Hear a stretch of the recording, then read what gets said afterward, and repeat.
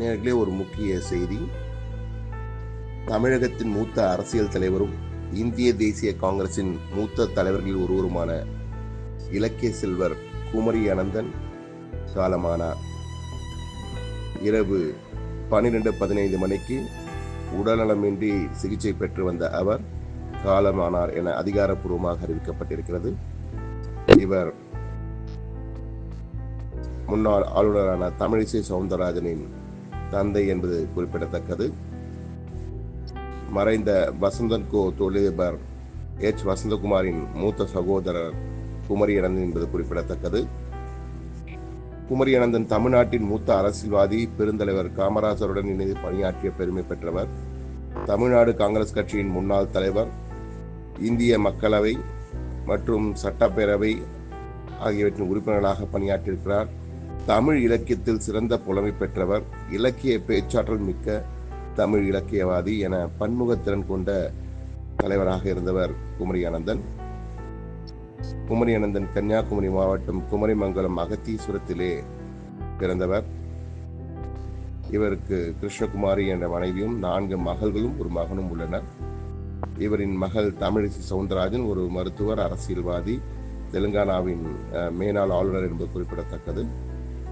1977 ஆண்டு நடைபெற்ற நாடாளுமன்ற மக்களவை பொதுத் தேர்தல், 1977 தேர்தலில் இந்திய தேசிய காங்கிரஸ் கட்சியின் சார்பிலே நாகர்கோவில் தொகுதியில் போட்டியிட்டு தேர்வு பெற்றார். காமராஜர் போட்டியிட்ட தொகுதியும் இதுவாகும்.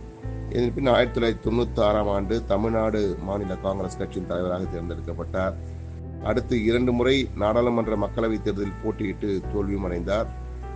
அதே போன்று சட்டமன்ற உறுப்பினராக 5 முறை பதவி வகித்தவர் குமரி அனந்தன் என்பது குறிப்பிடத்தக்கது. 19 ஆண்டுகள் சட்டமன்ற உறுப்பினராக இருந்திருக்கிறார். திருவெற்றியூர் சட்டமன்ற உறுப்பினராக காந்தி காமராஜ் காங்கிரஸ் சார்பிலே தேர்ந்தெடுக்கப்பட்டார். ராதாபுரம் சட்டமன்ற தொகுதி, அதே போன்று சாத்தான்குளம் சட்டமன்ற தொகுதியிலும் அவர் தேர்ந்தெடுக்கப்பட்டிருக்கிறார். 1980களில் காந்தி காமராஜ் தேசிய காங்கிரஸ் என்ற கட்சியை தொடங்கினார். அதன் பின் இந்திய தேசிய காங்கிரஸ் கட்சியில் இணைந்தார். பின்பு தொண்டர் காங்கிரஸ் என்ற கட்சியை தொடங்கினார். பிறகு தற்பொழுது தன் இறுதி மூச்சு வரை காங்கிரஸ் கட்சியிலே இருந்தார், தொண்டராக இருந்தார். தலைவர், தொண்டர் என பல முக்கிய பொறுப்புகளை வகித்தவர். தொண்டராகவே கடைசி வரை இருந்து வந்தார். இவருடைய 80வது வயது பிறந்த நாள் 2012 ஆண்டு மார்ச் 20 சென்னையில் நடைபெற்றது. தமிழ்நாடு காங்கிரஸ் குழு சார்பிலே கொண்டாடப்பட்டது. காந்தி பேரவை என்ற அமைப்பின் தலைவராக இருந்தவர். தமிழ்நாடு பனைமர தொழிலாளர் வாரியத்தின் தலைவராகவும் பணியாற்றினார். அதே போன்று தமிழகத்தில் பாத யாத்திரை என்பதற்கு மிகவும் பிரபலமானவர் இலக்கிய செல்வர் குமரி அனந்தன். அவர் பனைமரத்தை பாதுகாக்க நீண்ட தூரம் பாத யாத்திரை சென்றிருக்கிறார். அதே போன்று பாரத மாதாவுக்கு கோவில் அமைக்க வேண்டும் என தர்மபுரியில் கட்ட வேண்டும் என ஒரு பாத யாத்திரை சென்றிருக்கிறார். புதுச்சேரி மாந்தோப்பை பாரதியின் குயில் தோப்பாக மாற்ற வேண்டும் என்பதற்காக பாத யாத்திரை சென்றிருக்கிறார்.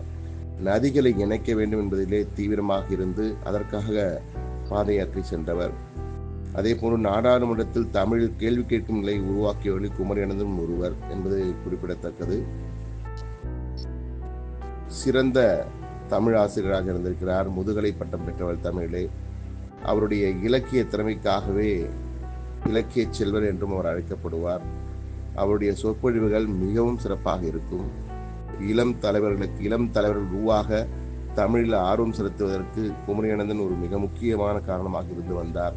தொலைக்காட்சிகளில் அவருடைய உரை தொடர்ந்து ஒளிபரப்பப்பட்டு குழந்தைகளிடையே தமிழ் மேல ஆர்வத்தை கொண்டு வர காரணமாக இருந்ததும் குறிப்பிடத்தக்கது.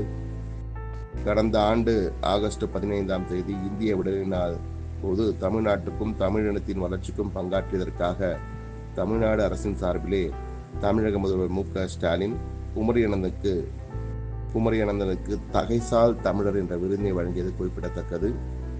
தற்பொழுது அதிகாரப்பூர்வமாக அவருடைய காலமானார் என அறிவிக்கப்பட்டிருக்கிறது.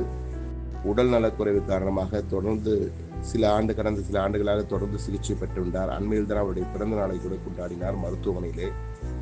உடல்நலக்குறைவு காரணமாக தனியார் மருத்துவமனையில் சிகிச்சை பெற்று வந்த இலக்கிய செல்வர் குமரி அனந்தன் இன்று 12:15 மணி அளவில் காலமானார் என அறிவிக்கப்பட்டிருக்கிறது. அவரது உடல் சாலிகிராமத்தில் உள்ள அவரது மகள் டாக்டர் தமிழிசை சவுந்தரராஜன் இல்லத்திலே அஞ்சலிக்காக வைக்கப்பட உள்ளது என அறிவிக்கப்பட்டிருக்கிறது.